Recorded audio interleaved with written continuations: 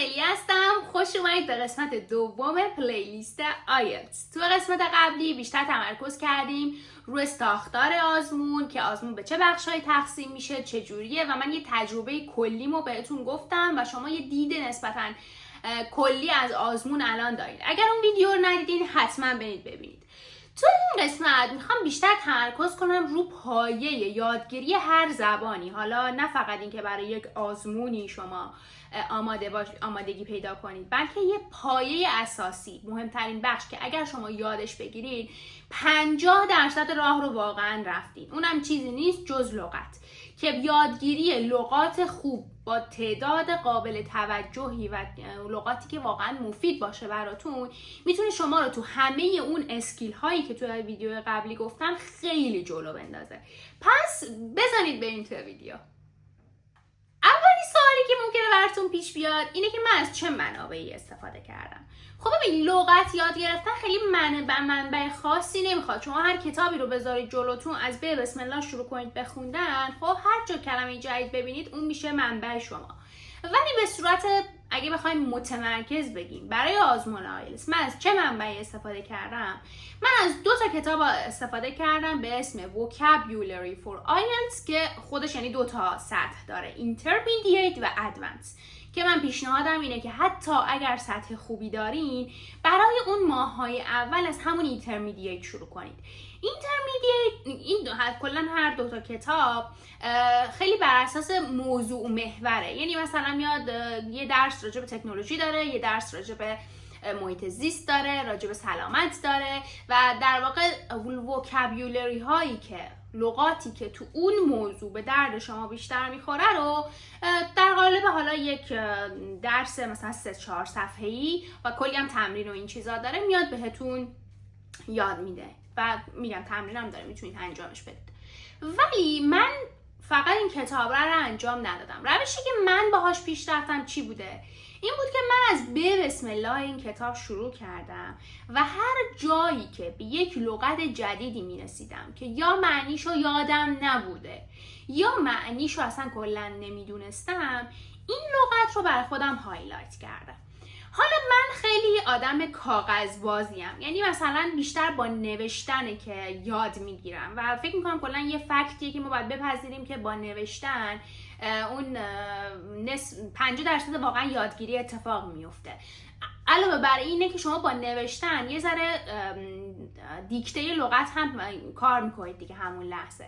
من واسه اینکه لغت رو یاد بگیرم یه دونه دفتر داشتم کاملا مختص برای لغت. حالا شما میتونید از این دفتر استفاده نکنید اگه خیلی آدم نوشتن نیستین، میتونید از اپلیکیشن های مشابه استفاده کنید مثل کیوزلت. من چجوری میخوندم؟ من میومدم مثلا توی درس شروع میکنم از بسم الله خوندن، مثلا میرسم به کلمه اینکریز. اولین کاری که میکنم اون جمله‌ای که تو اون کتاب اینکریز توش اومده رو کامل میخونم، سعی میکنم بفهمم. بعد میرفتم تو دیکشنری که حالا اون زمان من گوشی اندروید داشتم، از تحلیلگران استفاده میکردم. من نمیدونم الان هنوز احتمالا باید تحلیلگران باشه، ولی برای آیفون رو نمیدونم براتون چی پیشنهاد بدم، ولی من از این دیکشنری استفاده میکردم و لغت رو میمدم تو دیکشنری تحلیلگران سرچ میکردم. دیکشنری تحلیلگر اینجا بود که اول همه معنی‌های فارسی رو لیست می‌کرد برات، بعدش میومد از دیکشنری لانگمن اون قسمت رو کامل می آورد. حالا اگر دیکشنری لانگمن هم دیده باشین، لانگمن میاد هی معنی‌های مختلفش رو میگه، بعد اون کلمه رو تو جمله میگه. ببین من شروع می‌کردم تمام اینا رو روزنامه‌وار میخونم از بالا به پایین، همه رو میخوندم، تهش چی رو می نوشتم تو اون دفتر؟ خود لغت رو می نوشتم بدون معنی، نه معنی فارسی نه معنی انگلیسی. وقتی که اول تمام دیکشنری تحلیلگران رو خوندم، حالا اون میژن من، اون رسالت من این بود که من یک جمله‌ای پیدا کنم که معنی اینکریز توش کاملا مشهود باشه، یعنی با خوندن اون جمله بدون اینکه معنی اینکریز رو بدونم اون معنیش فریاد زده باشه. مثلا بهتون بخوام بگم واسه همین لغت اینکریز، مثلا جمله میتونه این باشه: The price of food increased a lot in few last years in Iran مثلا. خب و حالا این جمله خیلی جمله‌ای که آدم باش همزاد پنداری هم میکنه و شما اگر معنی increased رو ندونی تو این جمله میتونید حدس بزنید که خب معنیش اینه که مثلا داره بالا میره دیگه. پس رسالت من این میشد که من یک جمله پیدا کنم که معنی این کلمه رو داد بزنه. بعضی وقتا خب تو تحلیلگرا اینو پیدا نمی‌کردم. خب اینا ارزم بگید زمانی که من داشتم مثلا آیلتس میخوندم هیچ چت جی پی تی در کار نبود. شما الان خیلی کارتون راحت تره، میتونید کلمه رو بدید به چت جی پی تی، براش توضیح بدید که دنبال چه جمله‌ای میگردید. دنبال یه جمله‌ای میگردید که بقیه کلمات بیسیکی باشن، معنی کلمه توش بولد باشه بدون که معنی کلمه رو بدونید و چت جی پی تی میتونه براتون یه عالمه جمله لیست کنه. من اون موقع ها یادم میزدمش تو گوگل یه سری سایت هایی بودن که مثلا بهش کلمه میدادی بعد یه عالمه جمله میداد، مثلا یهو میبینی 1000 تا جمله میداد و من میدونید مثلا خوندن یه دونه کلمه درسته خیلی وقت گیره، یعنی شما اونو برو بخون اونو بخون جمله ها رو مثلا همه رو بخون، ولی همین نکته همین جاست که بازی رو برای شما تغییر میده. به حدی این تکرار تمام این لحظه های اون کلمه مفیده که بعدها تو مرور کردنتون شما فقط کافی کلمه ها رو ببینید، جمله ها رو بخونید، کاملا یادتون میاد این کلمه یعنی چی.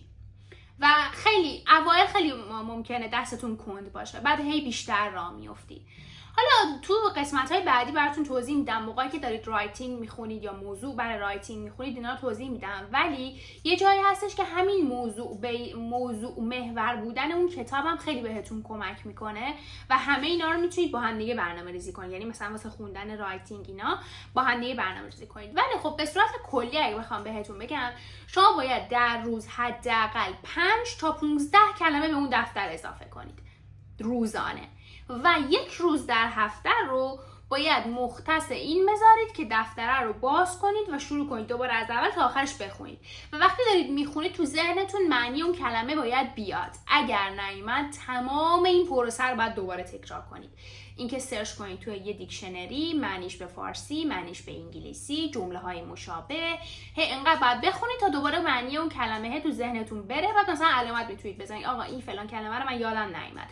دوباره تو مرور هفته بعدیتون این کلمه رو وقتی میایید از روش رد بشید باید یادتون بمونه.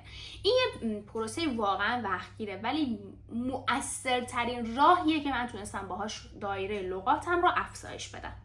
پس اگه بخوام یه خلاصه کلی بهتون بگم اینه که شما از هر کتاب و منبعی که استفاده میکنید اولین کلمه جدیدی که میبینید رو تو دیکشنری سرچ میکنید، معنیشو میخونید، معنیشو به انگلیسی و فارسی میخونید و دنبال یه جمله میگردید، اون جمله رو تو اون دفتر مینویسید و هفتگی هم این جملات رو ریویو میکنید. هر کلمه‌ای رو یادتون نیامد این پروسه رو دوباره تکرار میکنید. اگر این اولین ویدیویی که از من ببینید یادتون باشه که ویدیو قبلی آیلتس رو ببینید و سابسکرایب کنید که قسمت بعدی از دستتون در نره.